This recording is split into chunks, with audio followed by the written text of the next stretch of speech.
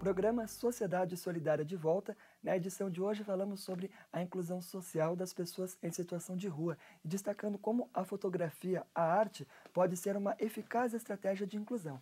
Para falar conosco sobre este tema, o programa Sociedade Solidária recebe o presidente do Instituto Brasis, Marcos Amaro, aqui nos estúdios conosco, que compartilha com a gente a sua experiência e o trabalho também dessa entidade no resgate da cidadania de pessoas que encontram-se em situação de rua. Bom, e para abrir o nosso bloco, como no bloco anterior falamos bastante a respeito dos valores e da importância de vencermos os diversos ismos que atrapalham o desenvolvimento da humanidade, em especial o ismo do ego. Aqui eu me recordo de uma mensagem bastante antiga do saudoso fundador da LBV, Alziro Zarur. Nós fazemos aqui uma mensagem que nos leva à reflexão sobre esse tema. Ela está no livro É Urgente Reeducar, do escritor Paiva Neto, criador do programa Sociedade Solidária, livro que foi campeão de vendas na 21ª Bienal Internacional do Livro de São Paulo, também destaque de vendas na Feira Internacional do Livro de Porto Alegre, no Rio Grande do Sul. E aqui na página 176, dentro dos extratos de cidadania do espírito, uma guardada obra do autor, ele traz no item 26.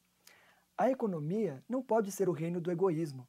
Ora, ela existe para beneficiar a terra e seus povos, compartilhando decentemente os bens de produção planetária. Se isso, porém, não ocorre, torna-se imprescindível uma mudança ético-espiritual de mentalidade, também pelo prisma do mandamento novo de Jesus, o Cristo ecumênico, que ensina que nos devemos amar uns aos outros como Ele nos tem amado, porquanto não há maior amor do que doar a própria vida pelos seus amigos. Aqui o escritor Paiva Neto traz uma citação do Evangelho de Jesus segundo João, capítulo 13, versículo 34 e capítulo 15, versículo 13. Bom, realmente quando a gente fala sobre economia, sobre o universo empresarial, mas também sobre desenvolvimento social, a gente não pode deixar jamais que o egoísmo nos atrapalhe, né? É muito importante ter essa convicção solidária e de amor ao próximo, né? Como você vê isso? Eu penso que a solidariedade, eu diria que é inerente ao homem, né? Eu acho que eu dependo de você para me reconhecer no mundo e vice-versa. Eu acho que é muito difícil a gente conseguir se reconhecer no mundo sem o próximo. Então, o próximo necessariamente é um elo para a nossa constituição ética de autoconhecimento e de visão de mundo. Com certeza. E aí, esse olhar que nós temos sobre o próximo é fundamental, né? A questão do trabalho, por exemplo, social, que promova a ele a sua verdadeira emancipação, que ele tenha autonomia para poder conduzir o seu próprio destino, é fundamental. É fundamental, sem dúvida. Eu acho que a perspectiva, né, a mudança de olhar, a transformação se torna necessário, né, para o desenvolvimento autônomo do sujeito. Bom, e uma das estratégias para o desenvolvimento autônomo deles é a utilização da fotografia e da arte. Falamos hoje em especial sobre a questão das pessoas em situação de rua. Gostaria que você falasse para a gente, Marcos, como que surgiu essa ideia de trabalhar com pessoas em situação de rua a partir da fotografia, por exemplo, que é algo que está bem distante desse universo. Não, sem dúvida. O Instituto Brasis tem uma parceria com o Instituto Gens, que é um instituto que tem uma experiência na área cultural há mais de 20 anos. E o Instituto Gens, né, co-criou, né, o projeto conosco, né, nós demos esse desafio a eles e eles tiveram esse insight de trabalhar a fotografia. E então a ideia basicamente do projeto é a inserção social, né, ou no caso reinserção social, de adultos em situação de rua, utilizando a fotografia como uma isca. Mas na verdade, a fotografia ela é apenas uma isca mesmo, porque a gente trabalha no curso muito mais do que um olhar técnico. Claro que tem também a questão da parte técnica da fotografia, mas uma questão que envolve a perspectiva do olhar, né, que é o deslocamento, é levá-los para fora da cidade de São Paulo. O trabalho é realizado na cidade de São Paulo, mas a gente procura visitar outras exposições, a gente procura falar sobre a fotografia deles. Então esse deslocamento do sujeito tirar uma fotografia e depois falar sobre a fotografia dele é muito interessante, né? É o aspecto lúdico e subjetivo, como nós dissemos. A gente pode inclusive ver, enquanto nós estamos conversando, alguns registros desse trabalho, algumas fotos produzidas por essas pessoas em situação de rua, a partir desse resultado bastante prático, né, deles, Claro. que são essas fotografias, são levadas inclusive a exposições. O que é possível perceber? O que elas revelam sobre o cotidiano e a vida dessas pessoas? Eu acho que a gente pode dizer é que ainda não são obras de arte. Eu acho que é um registro, né, de um trabalho, né, de 6, 7 meses de atuação. Eu acho que cada um, com o tempo, a gente vai procurar ter esse cuidado, vai poder conduzir de acordo com a sua vontade, porque a questão da arte ela é uma questão muito pessoal, né? Vai depender muito da motivação de cada um de exprimir uma angústia ou algum sentimento em uma fotografia. Então, eu acho que esse é um segundo momento. Eu acho que já tem, claro, já dá para perceber, né, um olhar diferenciado, que é um olhar diferente, efetivamente, do meu, por exemplo, que não me encontrava na situação de rua, mas eu diria para você que ainda há um próximo passo do trabalho, que é esse desenvolvimento individual de cada um, de acordo com o sentimento pessoal de cada um.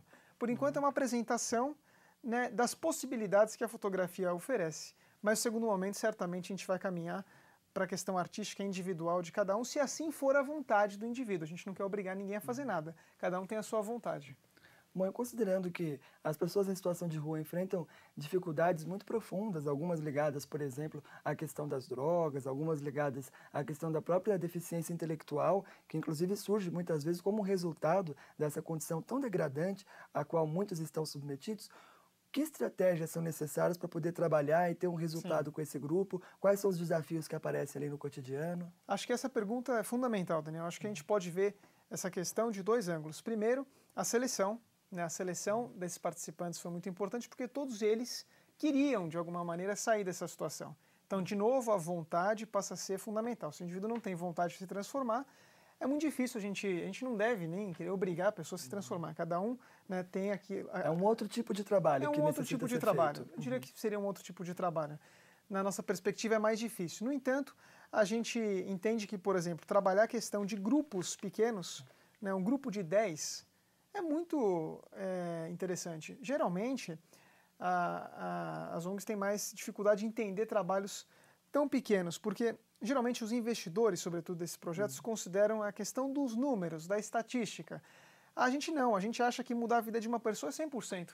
Então, para a gente, a quantidade ser uma quantidade restrita, no caso um grupo de 10 pessoas, é o diferencial, é um dos diferenciais do projeto, porque a gente consegue olhar para o indivíduo, né, de maneira única. Né? A gente está ali olhando para ele. Não são 100 pessoas. Né? São duas pessoas que participam efetivamente da condução do projeto, uma pedagoga e um psicólogo, no caso. Eu estou rotulando, mas são muito mais do que isso, né, na verdade. Mas são pessoas muito especiais que conduzem esse trabalho de uma maneira muito particular, não perdendo a perspectiva de cada um deles. E é interessante também porque, a partir de um trabalho como esse, cria-se um vínculo também entre essas pessoas que, por estarem nas ruas, na verdade, significa que grande parte delas perdeu totalmente os vínculos com amigos, com família. Então, passa a ser um tipo de relação mais sólida para que eles possam se encontrar e tirar forças também para poder superar os seus desafios. Ah, com certeza. Eu acho que a constituição do grupo aí passa a ser fundamental. Acho que no primeiro momento nós colocamos 10 pessoas numa sala, mas no segundo momento, de acordo com o desenvolvimento do projeto, eu acho que eles já começam a se reconhecer no grupo e eu acho que isso faz o diferencial, sem dúvida, do nosso projeto. Bom, e quais foram os resultados mais expressivos que vocês observaram até agora e até os próximos passos aí dessa iniciativa? Olha, acho que um resultado objetivo que a gente pode trazer é que eles já saíram da situação de rua. Eles recebem uma bolsa de estudos, que na verdade é meio salário mínimo. Essa bolsa deu condições materiais a eles de saírem da situação de rua.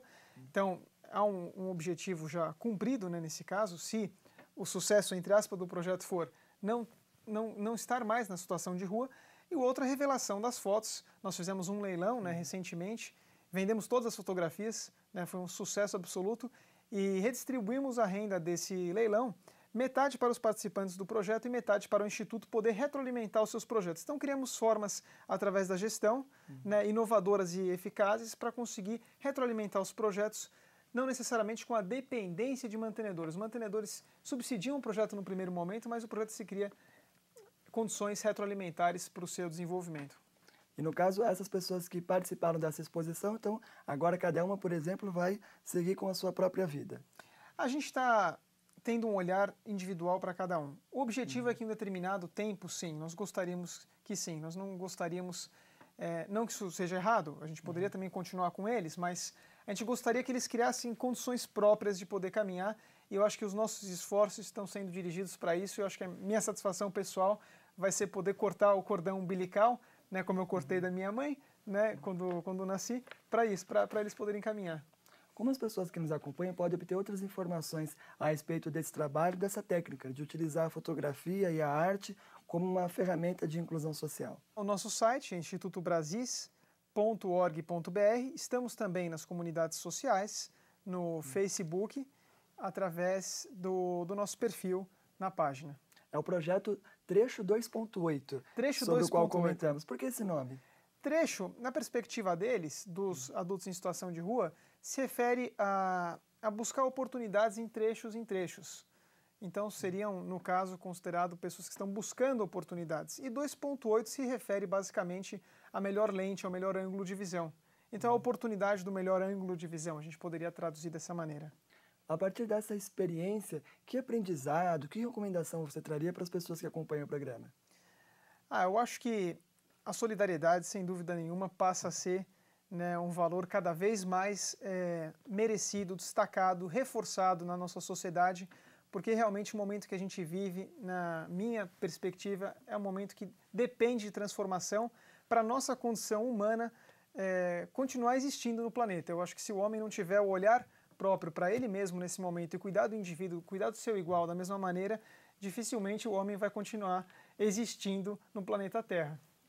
Ora, Marcos, sem dúvida, gostaríamos de agradecer a você, ao Instituto Brasis, por terem estado conosco hoje no programa Sociedade Solidária e, para finalizar, presenteá-los com essa revista Globalização do Amor Fraterno.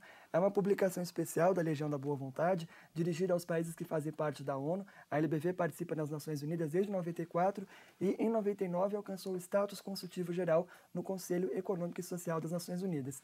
E aqui, o diretor-presidente desta casa, ele afirma justamente, resgatando trechos aí de mensagens históricas da Legião da Boa Vontade, que a solidariedade expandiu-se do luminoso campo da ética e se apresenta como uma estratégia de sobrevivência. Fantástico. Quer dizer, é fundamental pensarmos dessa forma, em solidariedade. Por isso, a nossa contribuição ao Instituto Muito obrigado, Brasis. Daniel. Muito Sejam obrigado. sempre muito bem-vindos e agradecemos em nome da LBV. Na verdade, só tenho que agradecer por essa oportunidade. E o programa Sociedade Solidária de hoje fica por aqui.